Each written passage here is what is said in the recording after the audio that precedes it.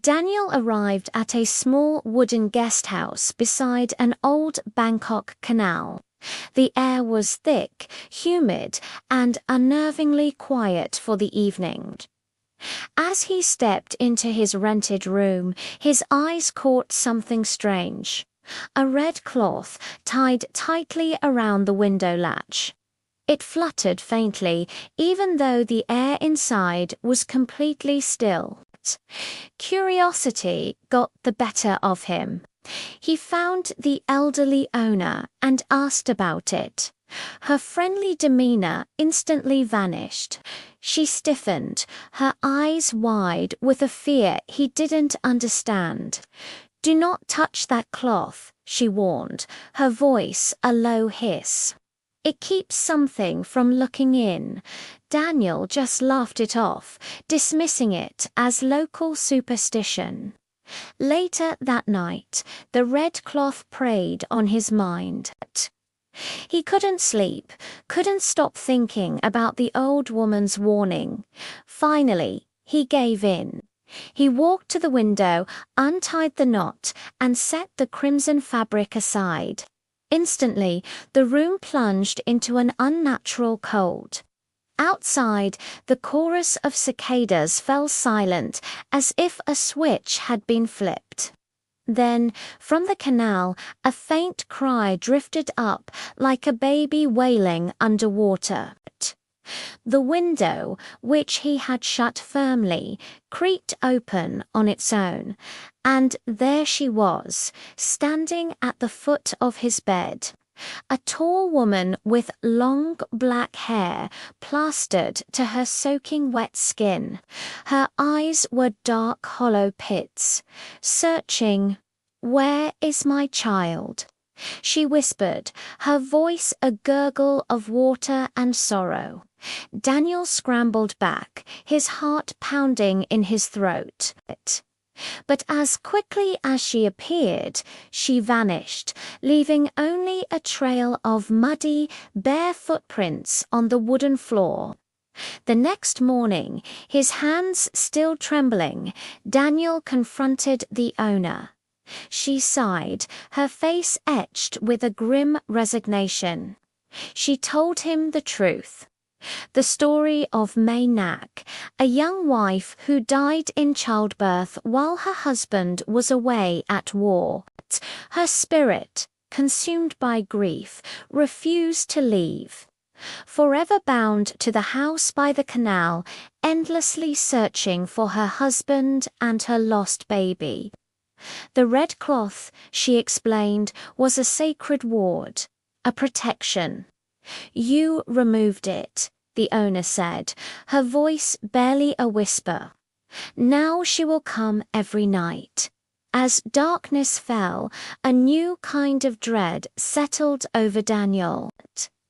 He tried to stay awake, listening.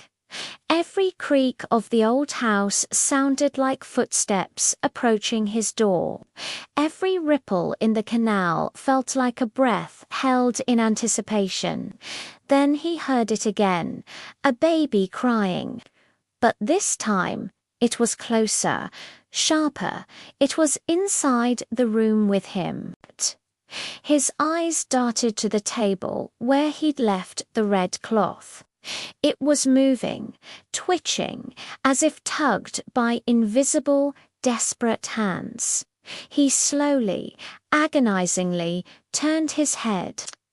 Crouching in the far corner of the room was Mae Nak. Her body was twisted at an impossible angle. Her arms unnaturally long, her face a pale, waterlogged mask of despair. "Give me my child," she croaked, the sound like grinding stones. Daniel screamed, a raw, primal sound, but her voice rose to a shriek that shook the very walls of the room. "Where is my child?" Her shadow grew, stretching across the floor, slithering toward him like black smoke. In a blind panic, Daniel lunged for the table and grabbed the red cloth. The moment his fingers closed around it, Mae Nak let out a blood-curdling shriek and lunged at him. He didn't wait. He sprinted out of the room, down the creaking hallway, his bare feet slapping against the wood. He burst outside and jumped onto a small boat tied to the dock.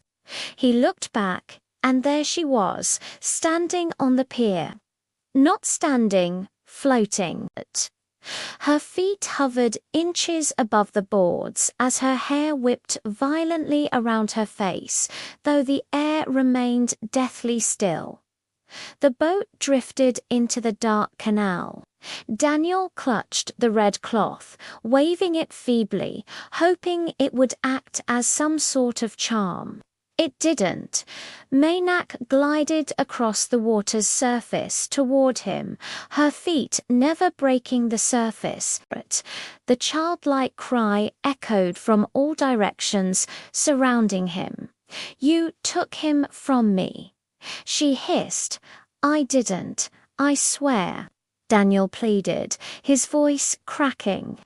Mae Nak raised her hand, and the black water of the canal surged upward like a living wave, pulling the tiny boat back toward her. Icy water wrapped around Daniel's legs like cold living ropes. Her wet, skeletal fingers gripped his shoulders, the chill seeping into his bones. "You opened the way," she whispered, her face inches from his. "So you must stay with me." He was pulled down, down into the murky depths.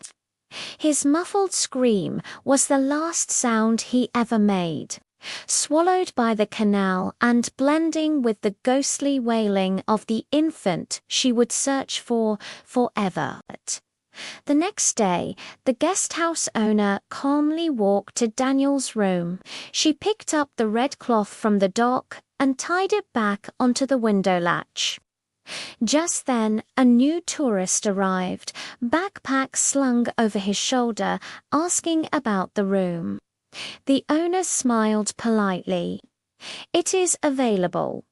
By nightfall, the red cloth fluttered again in the still air loosely tied, ready to fall.